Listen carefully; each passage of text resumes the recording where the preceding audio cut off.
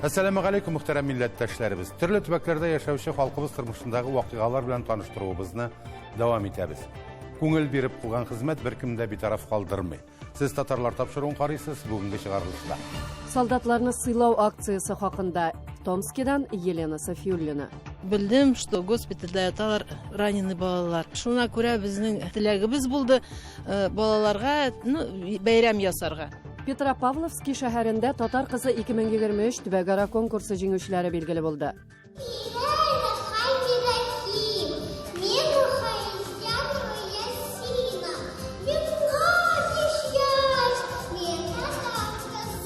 Оренбургтан телне камил белергә омтылучы хәләл тортлар пешерүче Илфат Батыршин хакында. Рестораннарда эшләдем, пекарняда, кондитерскийда эшләдем. Менә инде 3 ел буе мин рестораннан киттем дә шеф-кондитер булып эшләгәчтен үземә эшләргә уйладым. Магнитогорскида Татарстанның халык артисты Габдулла Рахимкулов исемендәге вокалчылар конкурсы узды. Bu muzikal yarış bik күп җегетләргә, кызларга, яшьләргә юл бирәчәк. Казанда узачак 11-нче Бөтен Россия татар авыллары эшмәкәрләре җыены хакында матбугат конференциясеннән. Быел Саха-Якутиядан Кырым Республикасына кадәр бик күп төбәкләр катнаша, 43 төбәк бүгенге көндә. Чит илләрдән дә катнашырга теләк белдерүчеләр булды.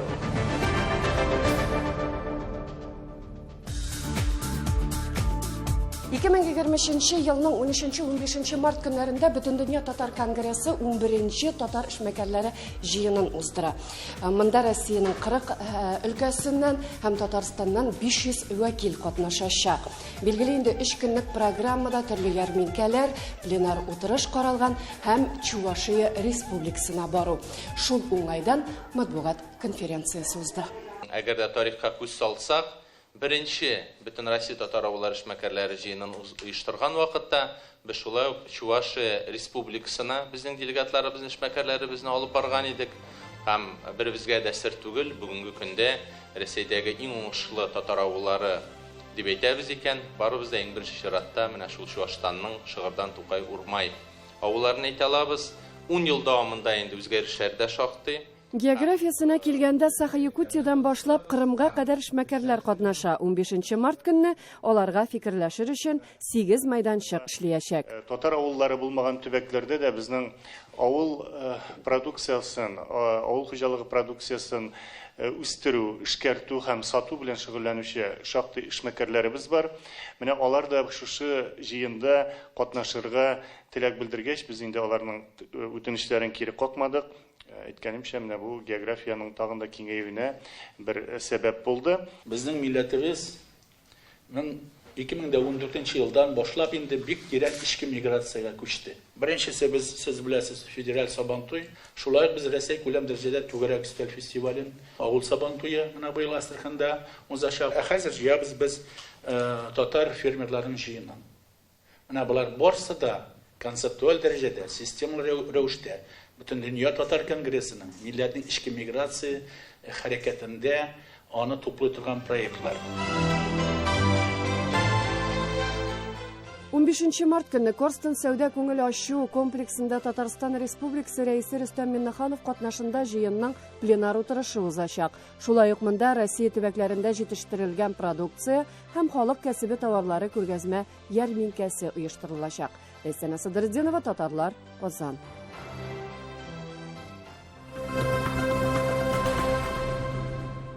Юрга атамасын иштүгә күпләрдә Юрга полигоны хәрби округы белән бәйле фикерләр тудырадыр. Мөгаен аларның биредә урнашуы кешеләр тормышының күп якларына шул исәптән татар авылларында яшәүче хатын-кызларның да милли холкына йогынты ясамыйча калмагандыр. Башкача аларның биредә хезмәт иткән ватаныбызны яклаучыларга булган туганнарча җылы мөнәсәбәтен ничек аңлатып була? Елена Софиуллина әзерләгән сюжетта әлеге фикерне дәлилләүче солдатларны сылау акциясы турында сүз бара. Самое главное, это материнская молитва, со дна морского достанет, это точно. Вот. Поэтому нас объединяет одно – вера в победу наших ребят, а ребят укрепляет то, что мы молимся за них. Бүгенге вазгыятьтә бәйрәмнәр дә башкача үтә. Сарсыз һәм Кышлау татар авылларында яшәүчеләр өчен 8 март көне 23 февральдә узган солдатны ашату акциясының дәвамына үрелде. Күптәннән бер-берсе белән дус яшәгән авылдашларга бергәләп илне яклаучыларга юнәлдерелгән чара оештыруда катнашкан Томск фикердәшләре кунакка килде. Уртак эшләр күршеләрне берләштерде. Случайно білдім, что, мына ишеттім, что госпитальда яталар раненый балалар. И шуна күрә безнең шундый теләгебез булды балаларга бәйрәм ясарга. Уважаемые подруги, соседи, единомышленники, в сложное, очень непростое время для нашей страны, для нашей Родины мы с вами объединились и вместе осуществили замечательную акцию угощения солдату. Томска бу ният хакында хәбәр килеп җиткәндә сүз бөтен госпитальне сыйлау турында барган инде. Физия, Сабира, Нәсимә, Рамиля, Руфания апалар, туганнар бергәләп илебезне яклаучыларга дип хәләл иттән чебуреклар пешерергә алындык диялар. Томск мэры каршындагы хатын-кызлар, пенсионерлар оешмасы, бал, куертылган сөт, җиләк-җимешләр, Северс шәһәренең 2нче гимназия укучылары оек башлары, тушонка, хатлар язып җибәргәннәр. Абытай авылындагы Чишмә кафесы эшмәкәрләре 20 килограмм төрле сыйламнар әзерләгән. Татар автономиясе дә үз өлешен кертә. Шулай итеп, солдатны ашату акциясе төбәкара масштабка ия чарага үрелә. Это очень большое благо, что вы есть. Я вам еще раз хочу сказать, Рахмат, Аллах Рахмат Ясун, большое спасибо вам за то, что вы не оставляете детей, родных, близких своих без молитв, не оставляйте, пожалуйста. И еще раз благодарю за ту акцию, которую провели, потому что это очень благово, когда ты не ждешь, а люди пришли. И когда женщина готовит, она готовит с любовью всегда. Biz indi yığan mına bu məclislərimizni kübrək məğnəsi şul. Mına onlarga dua qılıb, tilək tilab, insanlık sağlıqlarına, ailələrine, qovanışıb, insanlık sağlık ballarına verib kitib alırğa nasip etsin. Я ехала сюда поздравлять мусульманских женщин, а приехала и поняла, что я попала в большую, дружную семью. Ощущение было такое, что нас ждали, нам искренне рады. Кемерово өлкәсенең Сарысас авылыннан Елена Сафиуллина, татарлар. Хөрмәтле тамашачыларыбыз, сез татарлар тапшыруын карыйсыз. Программабызның 2нче өлешендә. Петропавловский шәһәрендә татар кызы 2023 төбәкара конкурсы җиңүчеләре билгеле булды.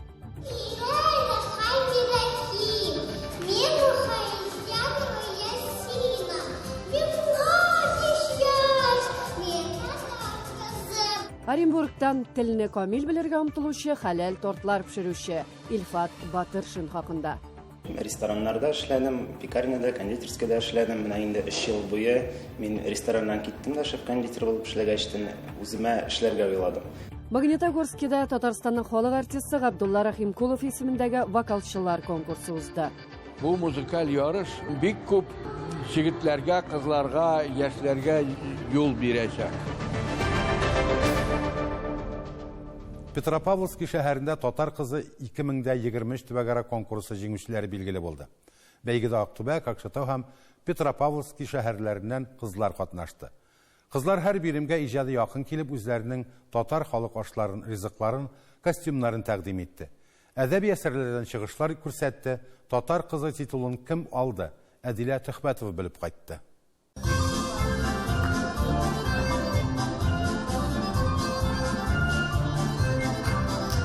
Быел татар кызы титулы өчен Петропавловск, Какшатау һәм Актүбә шәһәрләреннән 12 кыз көч сынашкан бәйгедә кызларны Дөнья Казакстан өлкәсенең Дуслык татар-башкорт иҗтимагый үзәге рәисе урынбасары Мунира Куспанова җитәкчелегендә хөрмәтле жюри 4 сынау ярдәмендә бәйләде. Иң кечкенә катнашучыга 3 яшь кенә тулды. Шуңа күрә сәхнәгә беренче тапкыр әнисе белән чыкты. Сезне барыгызны үзем белән таныштырам. Сафия татарстан миңа куштылар. Сафия исемле кеше, ихлас күңелле була. Бәйгенең беренче танышу өлешендә катнашучылар үзләре, сәләтләре, җиңүләре белән таныштырып киттеләр. Чыгышлар бер-берсенә охшамаган иде. Исәмсез кунаклар, дуслар, минем исемем Сафия. кышкына вакытта. Хәзер менә 7 яшь, мин 2нче класста укыйм. 2017 елы мин дә катнашкан булатынмын. Халыкара татар кызы бәйгесенә һәм иң җитез кыз номинациясен ияләнгән булган идем.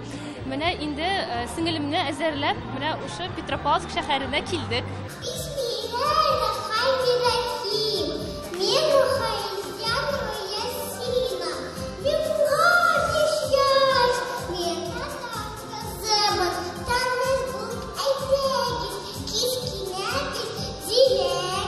Кайбер катнашчылар үзләренең чыгышларында татарлыкны саклап калу турында сөйләделәр, икенчеләре үзләренең җыр бию осталыкларын тәкъдим иттеләр.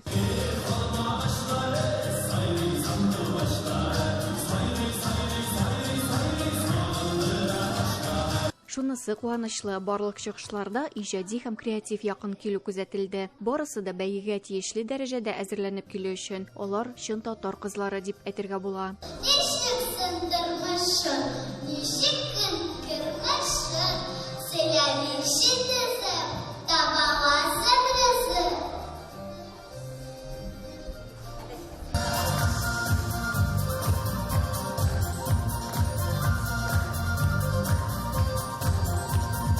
Иҗади номерлардан тыш кызлар үз әзерләгән милли ризыклар алып килгәннәр. Шунысын да билгеләп үтәргә кирәк. Катнашчылар хәтта бу сынауга да иҗади ягыннан килделәр. Буын-буынга тапшырылган рецептлар буенча татарларның традицион ризыкларны әзерләп, аларны бик кызыклы бизәгәннәр һәм бүген жюрига тәкъдим иткәннәр. Суган баранга камырга кырыбыз аларны. Духовкага куябыз, 2 сәгать көтәбез. Без Көкшетау каласыннан килдек. 2нче мәртәбә бу катнашабыз конкурста. Суфиям бүген бик әйбәт җырлады да, биләде дә. Без шат килергә мондай. Күп рәхмәт барыбызга да. 4 сәгатькә якын сузылган бәйгедә Татар кызы 2023 исемен Актүбә шәһәреннән София Исмагилова яулады. Җиңүче берәү генә булса да, яшь гүзәлләр төрле номинацияларда җиңү яуладылар. Ашимова Алсу.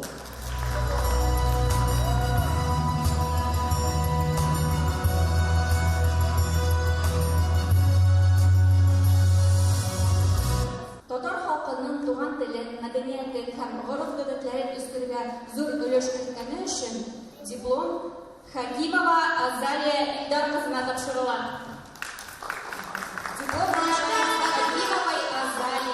Бүгенге чара бәйге кебек булуга карамастан, аның иң төп максаты кызларга дөрес тәрбия бирү һәм туган телгә мәхәббәт үстерү дип саный Актүбә өлкәсенең килгән Ашимовлар гаиләсе.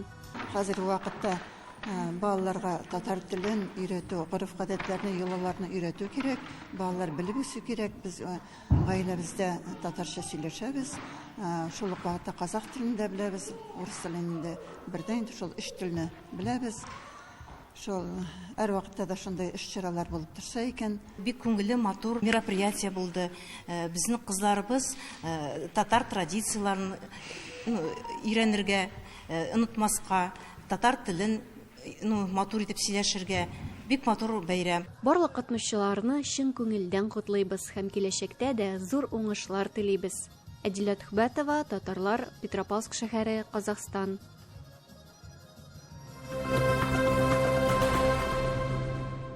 Оренбург татар яшьләренең актив агзасы, шөгыль дә төрле.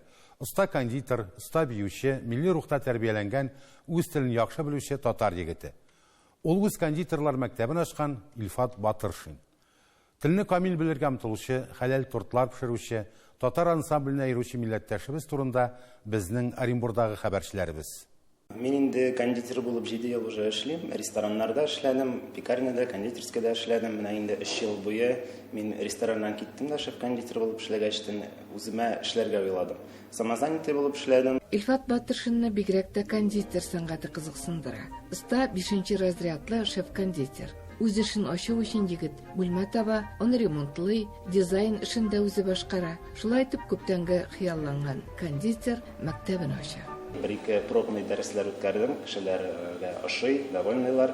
Инде аннары да ашар дип уйлыйм, килерләр дип уйлыйм, чөнки тырыштым алар өчен кешеләрне өйрәтергә, кондитер профессиясен, дәрәҗәсен безнең регионда күтәрергә. Илфат тумышы белән Шарлык районының Ялчыкай авылыннан, Лилия белән Илдар Батыршыннарның уртанчы уллары.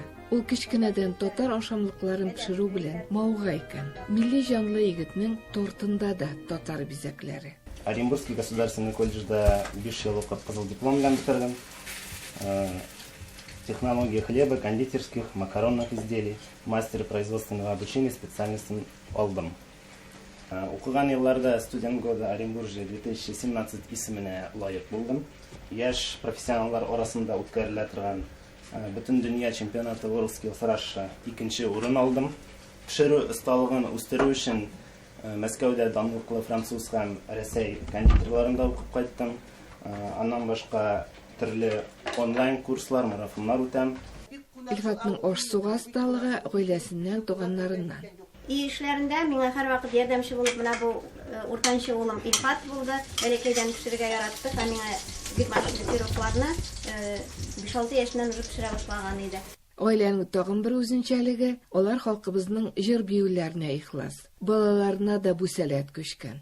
Зур профессионал гына түгел, чын күңеленнән милләт җанлы, татар рухлы, иманлы, инсафлы, шәфкатьле егет. Һәм шулай ук эчке байлыгы белән дә, күп сәләтләре белән дә Оренбург татар җәмгыяте үткәргән барлык чараларда актив катнашып, безне шулай сөендереп килә. Без моңа әлбәттә бик шатланабыз. Илфат Оренбургның Тургай халык ансамбле коллективының биючесе.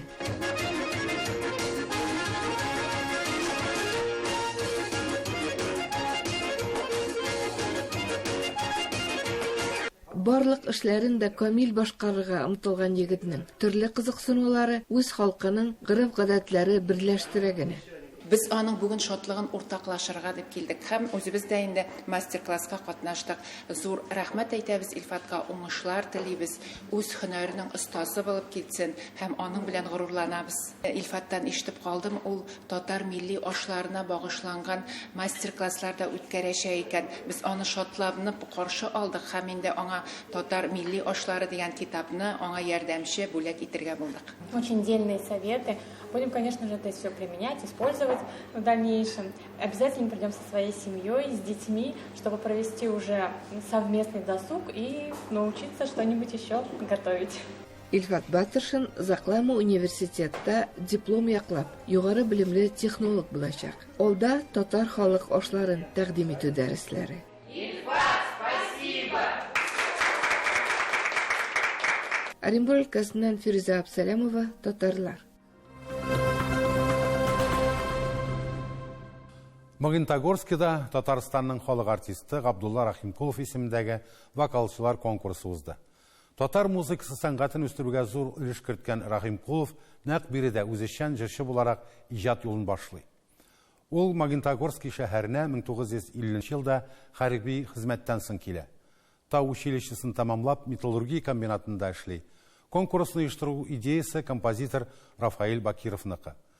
Музыкант үзенең хатирәләрендә бала чагында шәһәрнең ял паркында Габдулла Рахимкуловның җырлаганын ишетүен, аның моңлы тавышы күңелендә онытылмаслык эз калдыру турында язып калдырган.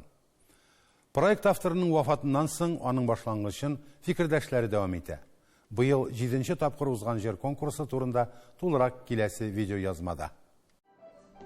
Магнитогорск халыклар дуслыгы сарайы 7нче тапкыр Габдулла Рахимкулов исемендәге татар җыр конкурсына вокалчыларны җыйды. Тамашачылар һәм жюри алдында чыгыш ясаганчы, алар тагын бер тапкыр репетиция узалар. Мы в этом году разбирали архивы и нашли положение, которое составил Рафаил Бакиров. Оно было составлено в 2007 году. Вот с тех пор у него были такие чаяния, такая надежда и такое желание большое. И только в 2014 году, через 7 лет, первый конкурс состоялся. Вот. И поэтому он вдохновил, дал жизнь этому конкурсу. Сейчас, к сожалению, Рафаила Бакирова с нами нет рядом, но звучат его песни, его идея живет. Композитор Рафаил Бакиров бу конкурсны Металлурглар шәһәрендә татар җырын пропагандалау, биредә талантлы башкаручыларны ачыклау максатыннан башлап җибәрә. Хәзер анда Чиләбе өлкәсе һәм чит төбәкләрдән дә катнашалар. Су буенда бусатлар барда кайш нукталы, сагынмамын димә җаным, сагынырсың тукталы. Быелгы конкурста жюри әгъзалары 100дән артык башкаручыны тыңладылар.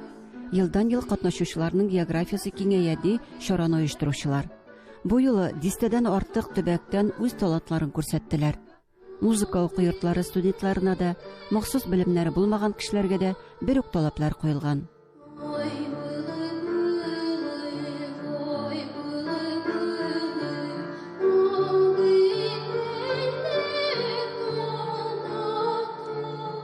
Моңа хәтлек минем икенче профессия иде, хореограф булып эшләдем мин. Бу елдан инде хореографиядә алып барам инде, вокал дәресләрендә алып барам. Соңгы вакытта менә вот шу хәтле җырлыйсы килде, укырга кердем.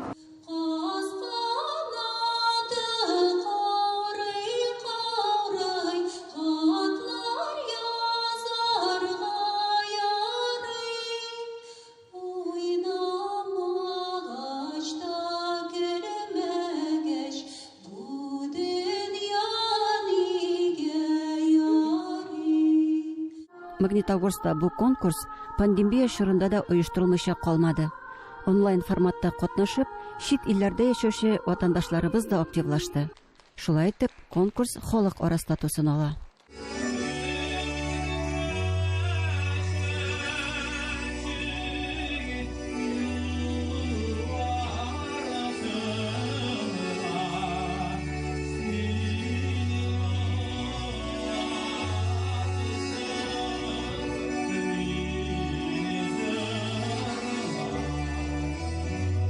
Алла бирса туктатырга ярамый.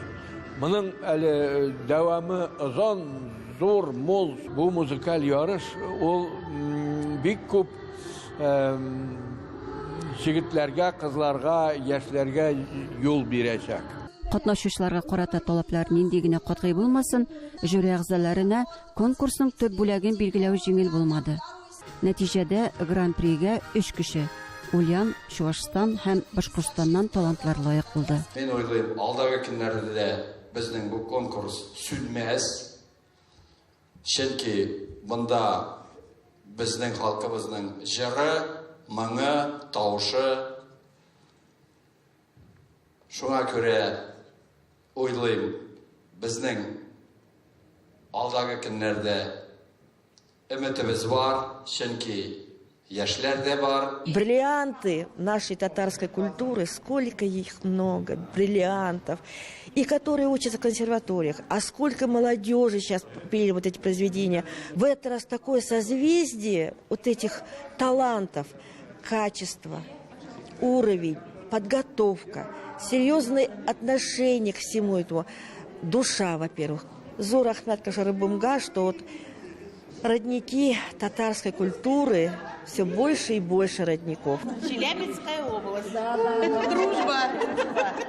Магнитогорскида уздырыла торган Габдулла Рахимкулов исемендәге җыр бәйгесе берләштерә дә ди Чиләбе өлкәсенең төрле шәһәрләреннән килгән татар вокаль ансамбльләре хатын-кызлары. Всегда очень интересно посмотреть творчество других коллективов.